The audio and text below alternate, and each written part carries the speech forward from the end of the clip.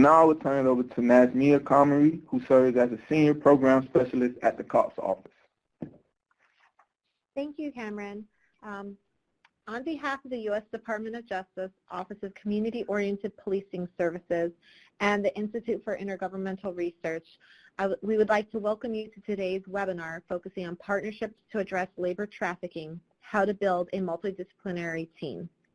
Topics for this webinar will include detecting labor trafficking and recognizing each of its stages, identifying the critical partners for a multidisciplinary team, and establishing a multidisciplinary team and why it is critical for addressing cases involving labor trafficking.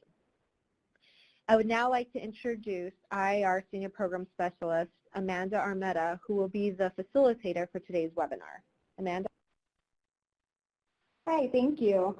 We appreciate our speakers today for this webinar, Ms. Cindy Martinez-Lewis, Ms. Rina Shahanda, and Mr. An Truong. Ms. Cindy Martinez-Lewis has served 13 years with the Los Angeles, California City Attorney's Office and is currently the paralegal for the Sex and Labor Trafficking Program. She is primarily responsible for administering the groundbreaking pre-filing diversion pilot program, Project Beacon, which uses victim assistance grant funds to allow Journey Out, a victim services provider, to screen for and service victims of human trafficking and provide an earlier opportunity for intervention, education, and empowerment for those who are involved in commercial sex but do not immediately identify as victims. Ms. Martinez-Lewis coordinates with a Journey Out eligibility case manager who is assigned to follow up and support those who accept Project Beacon and complete the 8 classes within 60 days of arrest in order to avoid court. Ms. Rina Shahanda serves as the Deputy City Attorney assigned to the Los Angeles City Attorney's Office's Sex and Labor Trafficking Program and has more than 20 years experience with the City Attorney's Office.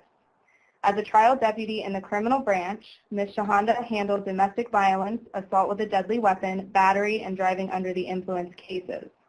She quickly worked her way up to the Specialized Gang Unit, where she was assigned to the Northeast and Pacific Community Law Enforcement and Recovery Units. Notably, Ms. Shahanda defended the Los Angeles Police Department from a civil lawsuit filed by the traffickers in the notorious Guatemalan sex trafficking case involving juvenile girls, and has also defended against class actions, including one involving 5,700 plaintiffs. She also has served as lead trial counsel in more than 60 jury trials. Mr. An Truong currently serves as the supervising attorney of the Sex and Labor Trafficking Program at the Los Angeles City Attorney's Office. He chairs the Labor Trafficking Subcommittee of the Los Angeles Regional Human Trafficking Task Force and also is a member of the Asian Pacific Islander Human Trafficking Task Force. Mr. Truong has drafted state legislation to expand civil abatement laws to address human trafficking as well as to permit local municipal enforcement of human trafficking laws. He also has filed civil abatement actions against motels that have served as basis for human trafficking, narcotics, and other illegal activities.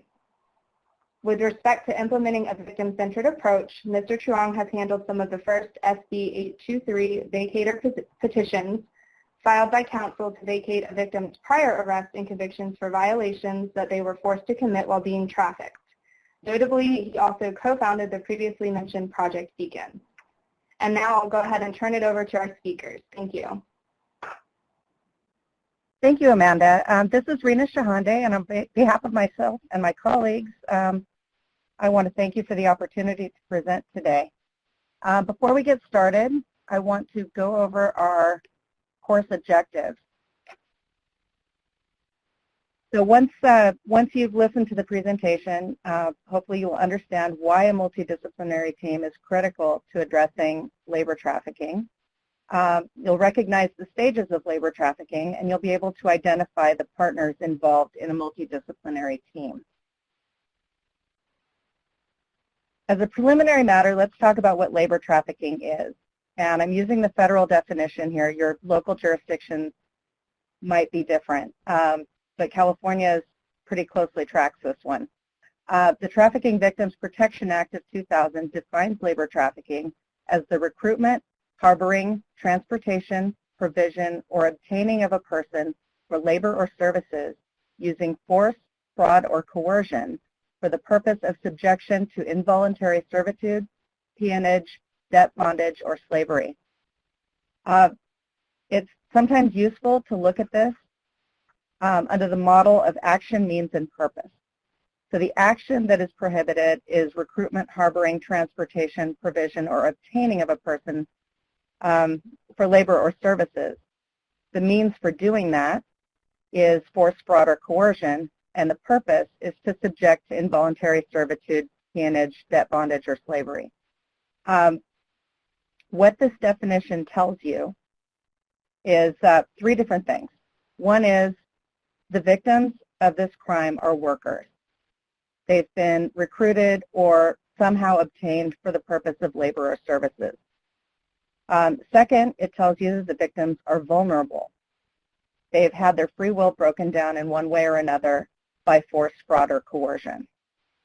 And that tells you something about the population you're dealing with and the need for sensitivity and for multiple approaches to approaching them. And third, you know that traffickers are profiting off of the exploitation of workers, because the purpose of involuntary servitude, peonage, debt bondage, or slavery, that points to profit. So those are the things that you can glean from the definition of labor trafficking. It also becomes apparent that as law enforcement, you're going to see the action. You're going to see recruitment, harboring, transportation, provision, or obtaining of a person for labor or services. The force, fraud, and coercion is kind of the place where you need to really work with victims.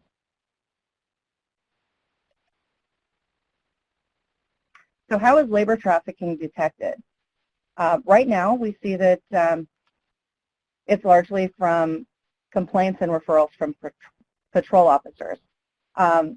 Complaints from the community could be, for instance, a neighbor who reports that something's going on next door, or I saw somebody who seems to be isolated who lives nearby. Could be someone like a landowner or a facility owner who notices that there's something unusual going on in the business that they're renting to, such as unusual foot traffic or people appearing to live at the location. Referrals from patrol can happen as well. A lot of this assumes that patrol officers have been trained and know what to look for in terms of labor trafficking, and that's where it becomes really important for training to occur so that they have a system to detect indicators of potential labor trafficking. Another source of detection of labor trafficking can be raids for other types of criminal activity. The sort of classic example is massage parlors, where you get a report of illicit massage businesses. You go in and find out that there are victims of human trafficking inside. But you can also look at sort of more non-traditional sources, such as narcotics raids. Sometimes there's a marijuana operation and you find evidence that workers are living at the location. There could be all kinds of violations in businesses that might lead to a trafficking investigation. And finally, I'm going to combine the last two here, referrals from NGOs and tips from the public, including National Human Trafficking Hotline tips. The National Human Trafficking Hotline is also run by an NGO, Polaris, and they can give you various tips from victims and from people who are reporting trafficking activity. So from all of this, you already know that an effective multidisciplinary team is going to involve members of the community and non-governmental organizations. But to take the fight against trafficking a little bit further, I think it's useful to look at the larger criminal enterprise involved in labor trafficking. And you can really then assess the need for more diverse partners in your multidisciplinary team. And I'm going to sort of lay out a general framework for the labor trafficking enterprise. A lot of this is going to apply to migrant populations, but it's important to recognize that labor trafficking affects both migrants and non-immigrant vulnerable populations in the United States. For purposes of this discussion, I think we're going to talk more about migrant labor. And the first step in trafficking of migrant labor is recruitment in the home country. That can be through contractors, family, friends, social media, any kind of recruiter. At that stage, a lot of times you're going to have document vendors and other people preparing people to travel to the United States, and they travel from home at that point. In the next stage, there is entry into the United States, and at that point, there may be smuggling involved, but there may also be legitimate documents, such as a worker visa. There are all different ways that people could be gaining entry into the United States. But at that point, they are isolated from their social support. A lot of times, they don't have control over their travel documents. Basically, their social support and safety mechanisms are gone. And so there's an element of conditioning at this stage. And then finally, people are placed in businesses that provide jobs and often housing in the United States. And that's where you're probably going to encounter the vast majority of your victims right now, because we're not necessarily looking at the stages before. And we're hoping to change that. But to detect people in work placement, it's helpful to assess the community for industries where victims or other vulnerable people might exist, and there's a lack of victim resources. And it's helpful to think about how you can address the needs of those victims and get them to come forward and hopefully result in a prosecution. One thing I want to note is throughout this entire model, this is a financial enterprise. So think about how money laundering or other illegal financial enterprises might be involved in this, because the person who is financing the whole enterprise is receiving some kind of compensation once the trafficking scheme is in place. So with these considerations in mind, I think we're ready to get into the who, what, when, where, and how of building your team. And I'm going to turn it over to my colleague, An Trong. Good morning, everyone. I'm Trong, and I can tell from the participant list we have folks from all over the place. So welcome. We're trying to do our best for the time allotted, but we really encourage everyone to reach out to us directly, where we can provide much more information on what we're doing. Now, as to this next one about partners involved, we are just so blessed in the LA region for our partners. And our partners, I think, traditionally you would say law enforcement. And we obviously have LAPD, because we're in the city of LA, but we have the Sheriff's Department. And you keep going up. We have state level agencies. We have our federal partners, FBI and other folks. And I think the natural ally is the victim service providers. So we have the Coalition to Abolish Slavery and Trafficking, Journey Out, other organizations that are wonderful, the Thai Community Development Center, folks who are really well known. And I think most people stop there. But what we're finding is you can really benefit from getting anyone who's interested and can serve as additional eyes and ears to kind of expand that network. So for instance, when we talk about non-governmental organizations, that includes businesses. We have Uber, Lucky Brands, other industry groups that have participated with us at the Labor Trafficking Subcommittee and provided really crucial insights into what they think is going on. We obviously have our prosecutors, but that includes more the city attorneys. We have great relationships with the county district attorneys, with the state attorney general, and as well as our federal counterpart, the U.S. Attorney's Office. Department of Labor, the U.S. Department of Labor has been a wonderful partner. They provided us information on how they handle their investigations. We've cross-trained. We've learned a great deal from each other. But that's just the federal counterpart. We've also worked with our state counterparts, our county counterparts. We recently had a training with them, as well as our city wage and labor code folks.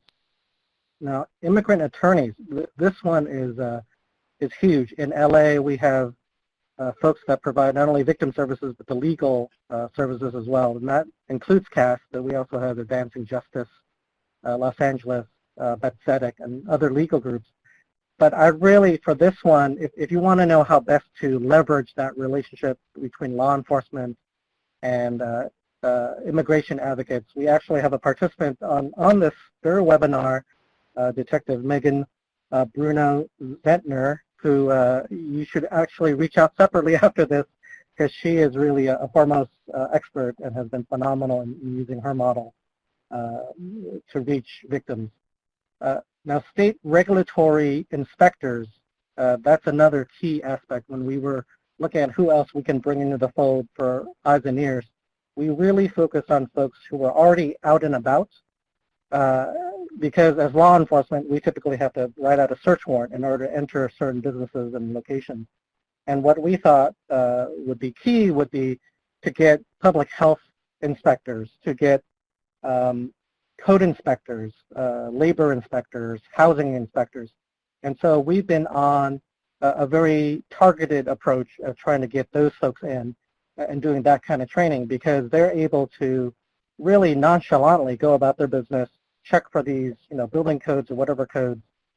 People expect them to be in these locations, but what you're gaining is that additional eye of someone who is now trained and sensitized to look for things, and who will say, whoa, I just came across something that's very unusual. And that's the type of thing that we really can benefit from.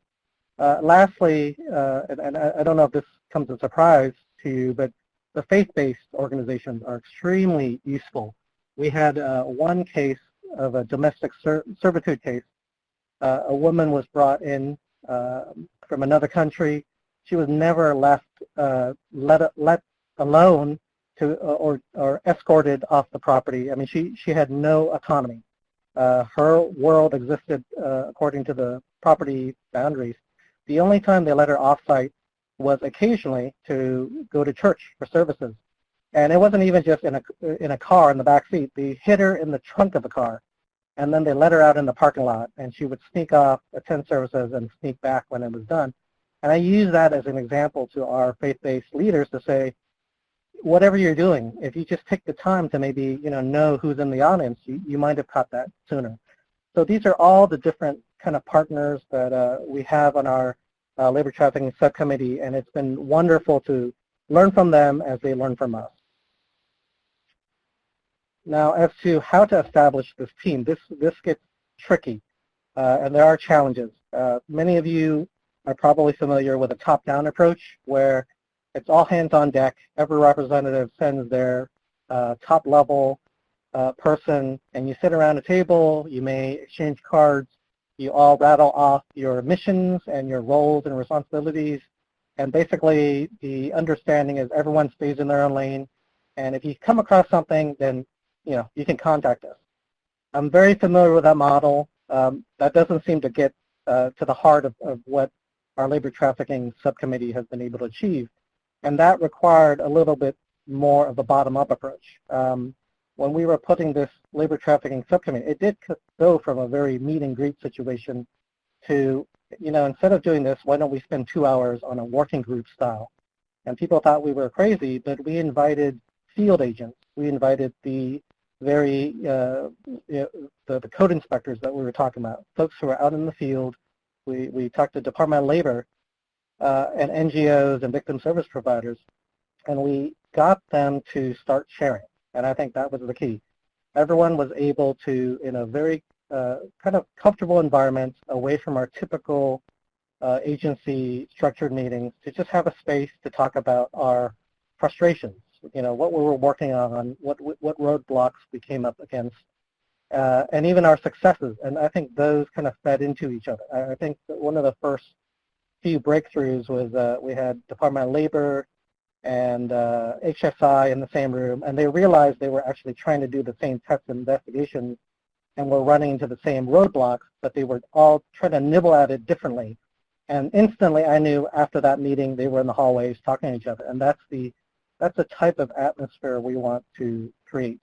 But that did take a little bit more of a bottom-up approach, and at some point you will have to get the top back involved, but we want to create that environment. And so at some point you will have to get the executive buy-in, and they will provide more of the commitment that someone will show up to the meetings and continue doing this. The communication information sharing it takes a little bit of time. Certain folks just will not talk the first time they show up, but again, through time, they will feel more comfortable, and they will know if they share something, who might pick up on that. Same thing with the relationships and trust. You have to look at each organization, because the folks exist in every organization, but find the few dedicated and committed folks. They exist.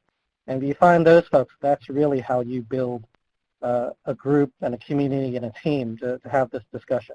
It's got to be your own. Everyone has to feel like this is their own space as well.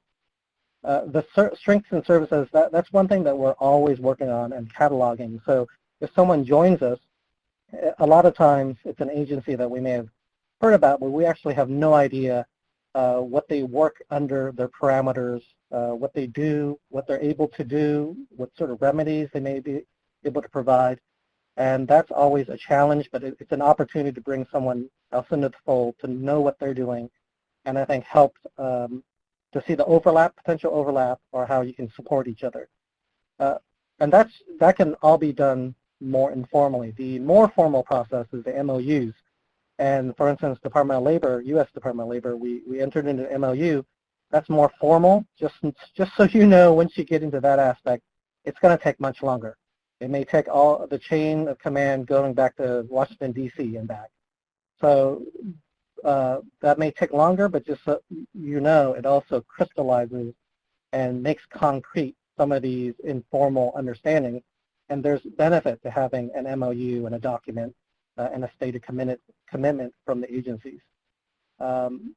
Learning from each other's role, that will just come with time. I think everyone's fond of saying stay in your own lane, but I don't think most people understand enough of where each other's agencies are driving to know where the lanes are.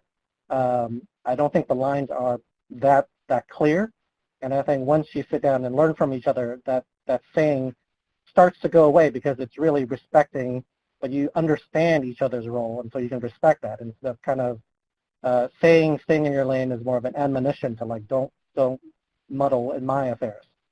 The last one is, again, that last bullet point should be the first bullet point, because you typically enter in a situation and you wonder, like, are we working at cross purposes?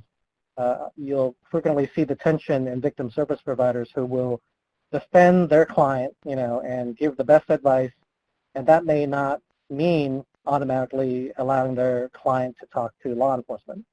And law enforcement being frustrated because our job is to stop trafficking, and that's great that you're trying to protect one victim, but there are other victims out there. So these dynamics are there, they're very real, but I think, again, in that space that you all create, if people take ownership, you're able to have these discussions, very frank discussions, very passionate discussions, but still be able to continue to work together and trying to find ways to advance the cause.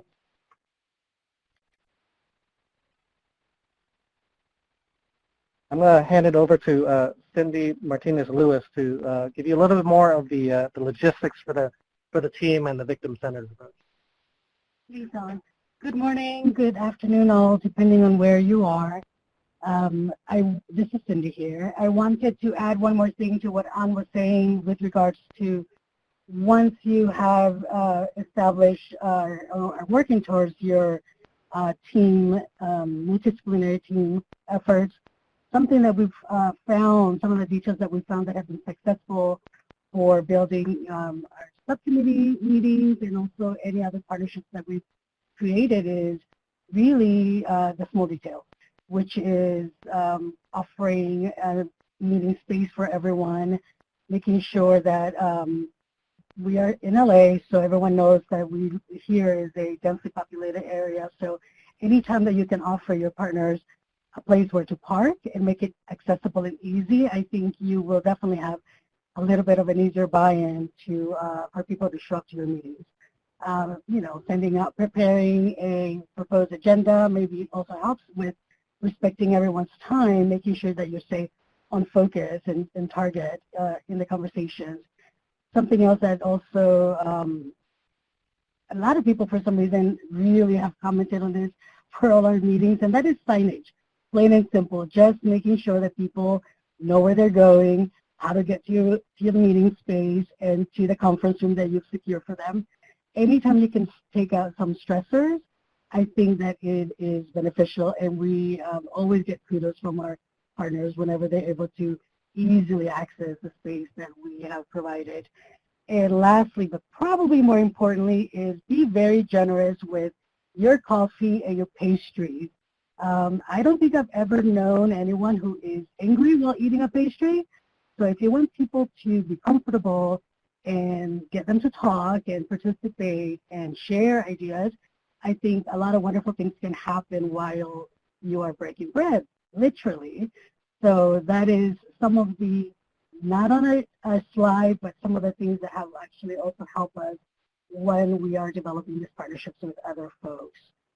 So now I'm going to move forward a little bit to talk about our victim-centered approach during investigations. And keeping in mind that, as Rena was mentioning before, these are folks who have been really broken down. And so anytime that you have victims, you want to definitely approach the situation with care, understanding that they're very fearful. And during these type of victim-centered approach investigations, you want to make sure that you are respecting, obviously, their dignity, that you are empowering them to tell their story in a meaningful way. And when law enforcement encounters a potential victim of trafficking, it's crucial that you begin to develop rapport and establish trust. And some ways that can help in doing that is by incorporating service providers to meet the victim's needs.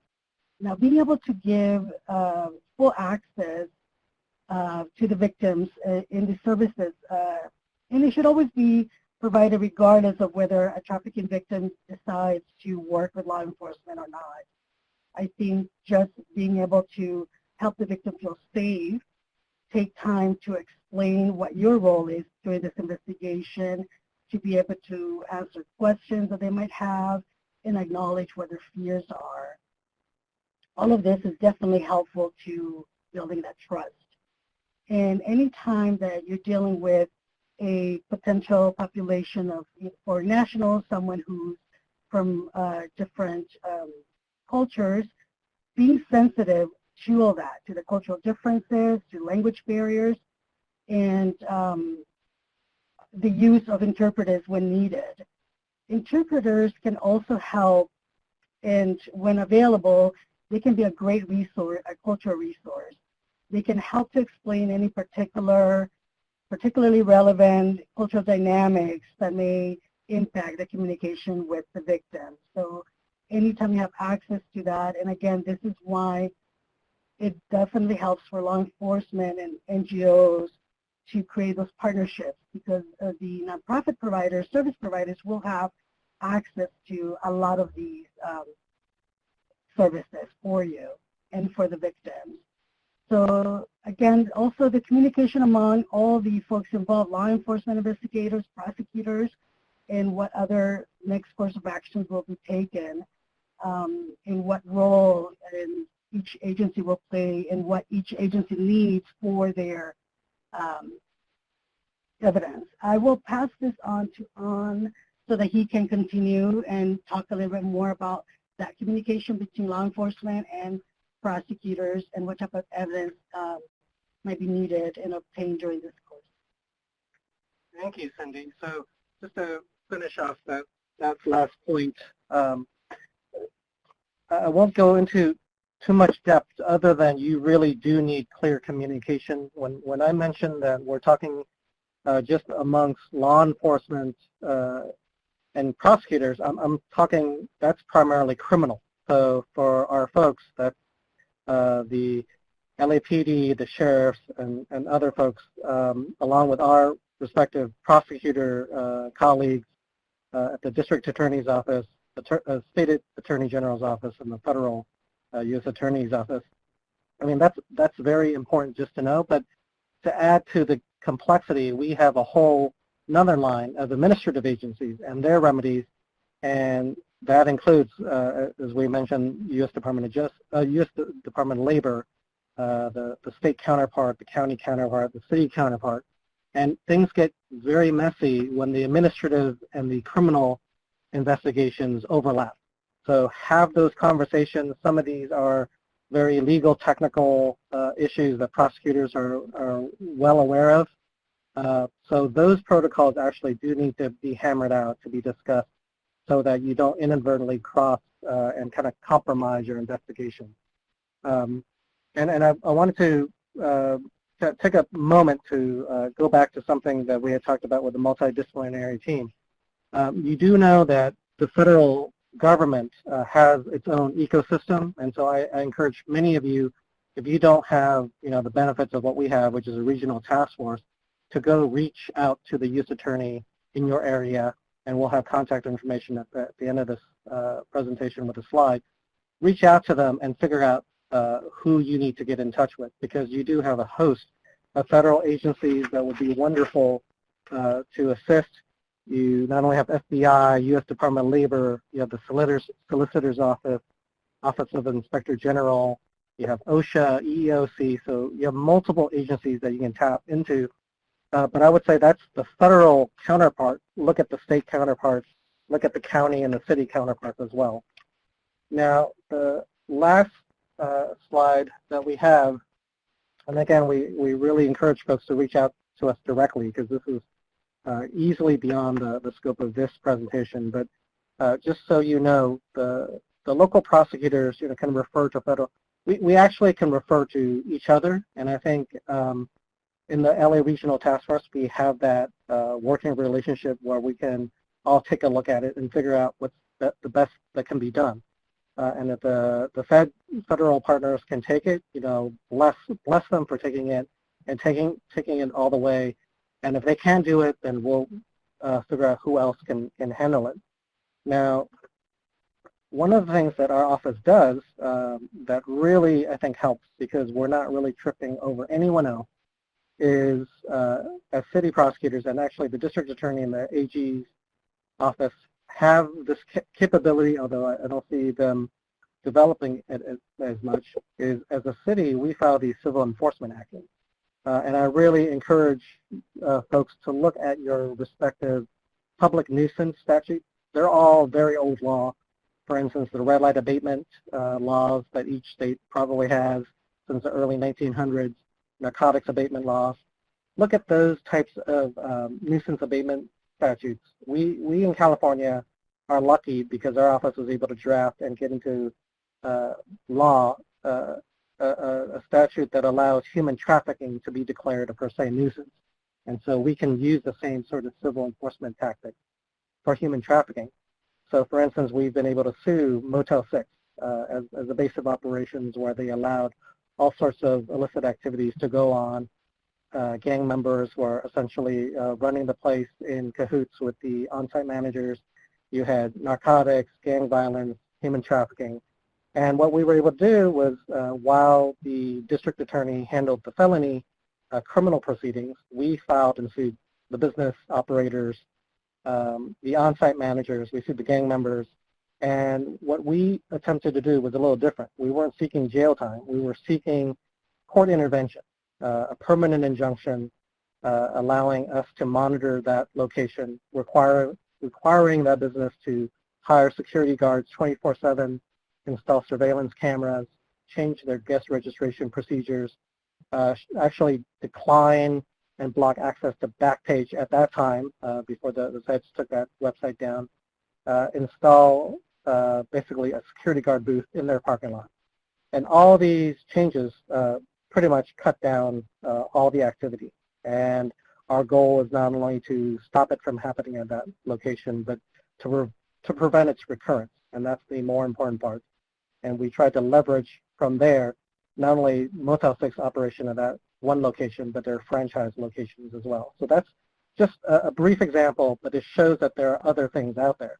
And when we're talking about these, other remedies, in civil court, the standard of proof is preponderance of evidence, so it's not as high as the clear and convincing standard you find in criminal court. So there are certain advantages to this. We get civil penalties, injunctive relief, and so those are some of the advantages. But I want to end on one final thought, which is in our labor trafficking subcommittee, we've spent all this time trying to figure out what has been going on between the victim service providers who are reporting all sorts of labor trafficking cases and fines, and on the other hand, our law enforcement partners who are saying, we're not seeing those referrals. We're not seeing that. What's going on?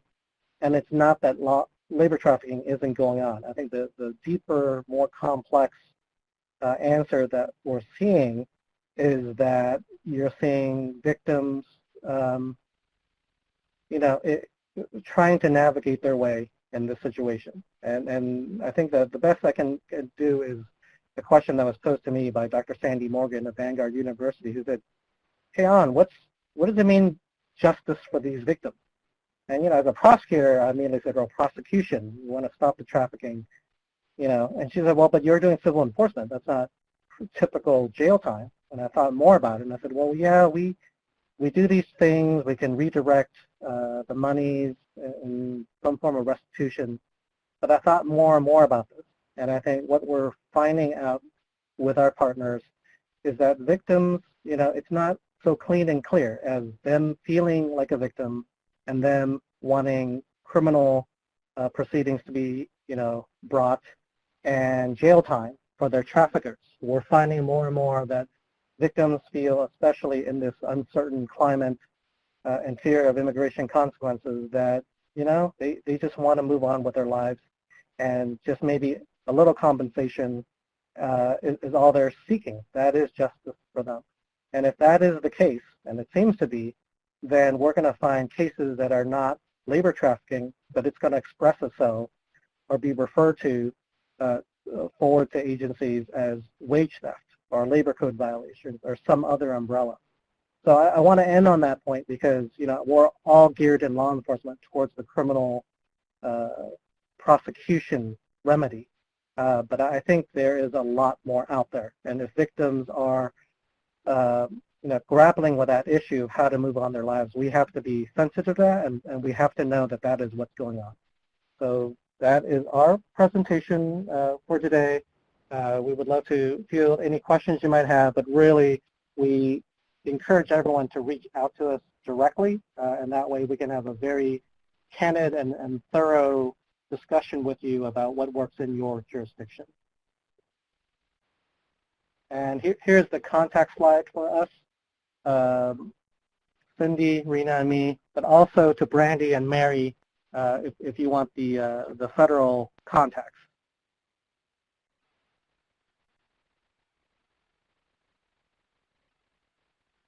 Any questions? And I'll go back to the contact so that you can have it.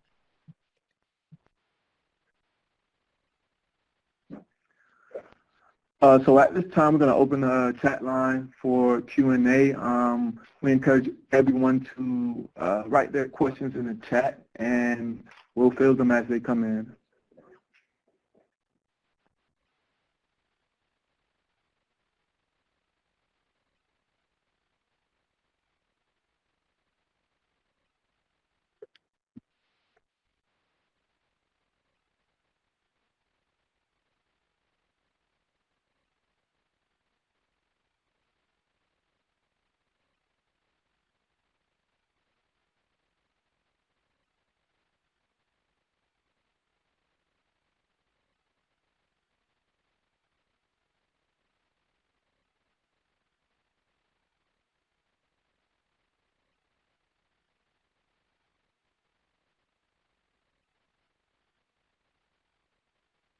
looks like we have someone typing. We're going to give them a second to type in their question.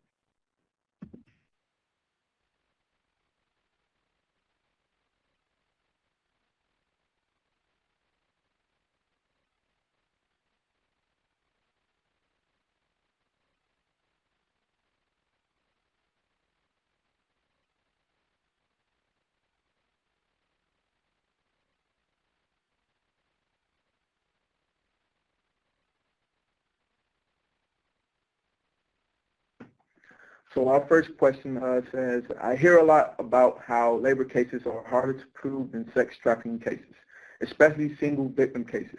Have you had success with those types of investigations? What were key to success?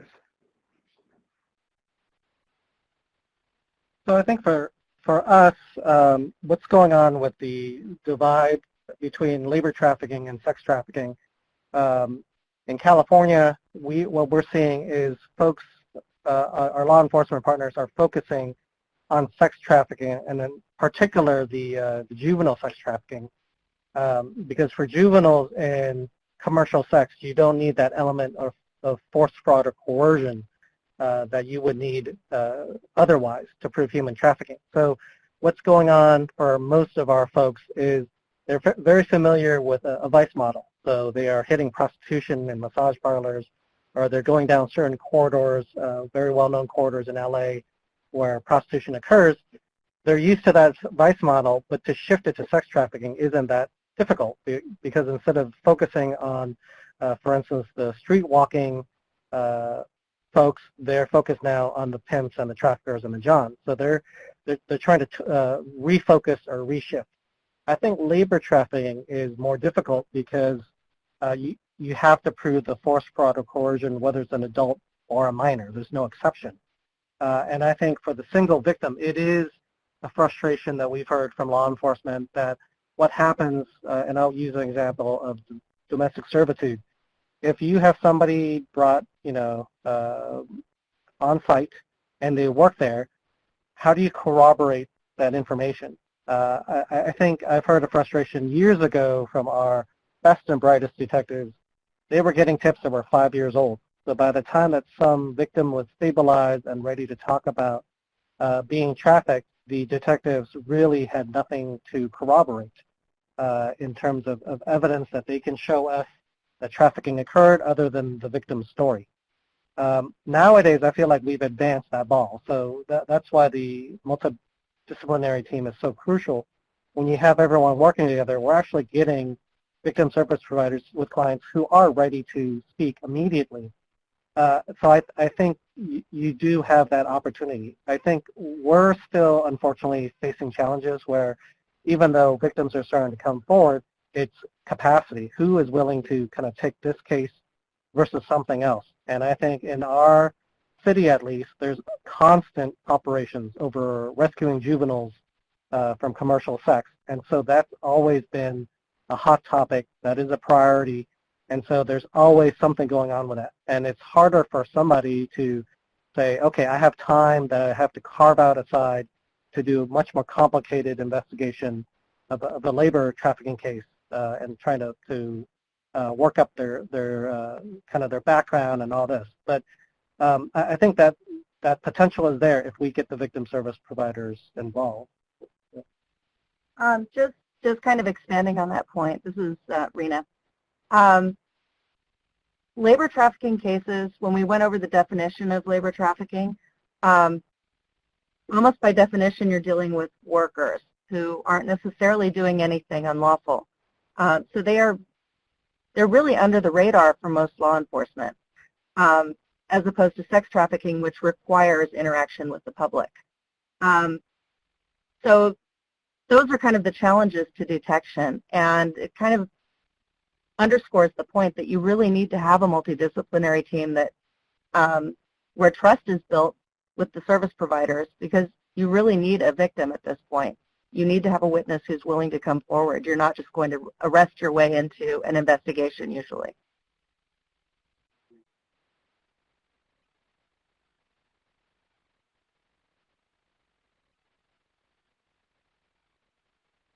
All right, thank you all. So we're going to go ahead and wait for any other questions that might be coming in. We're going to give it a second.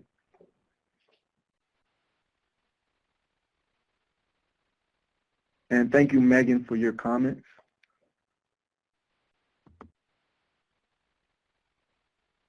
Yes, and Megan is bringing up the kind of supporting our multidisciplinary team approach.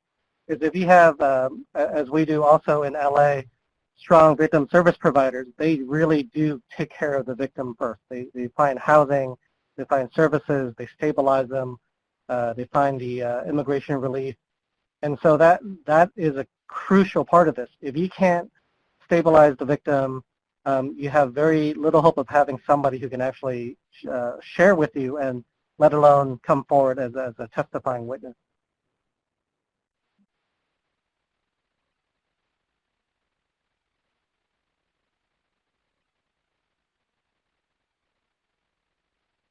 So just follow what Megan's typing in her comments.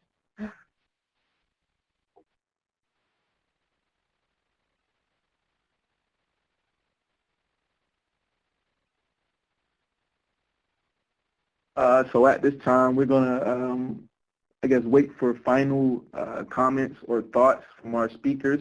And if any other questions come in, we'll answer those. Any other comments from our speakers?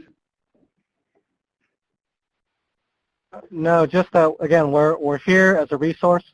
If you have any questions, please reach out to us, and we would be more than happy to spend the time discussing your jurisdiction. Thank you. Any comments from you, Najmia? No, I just want to thank our speakers and thank all the participants on the webinar today. I think it was a lot of really great information, and I look forward to the rest of the resources from this project. So thank you.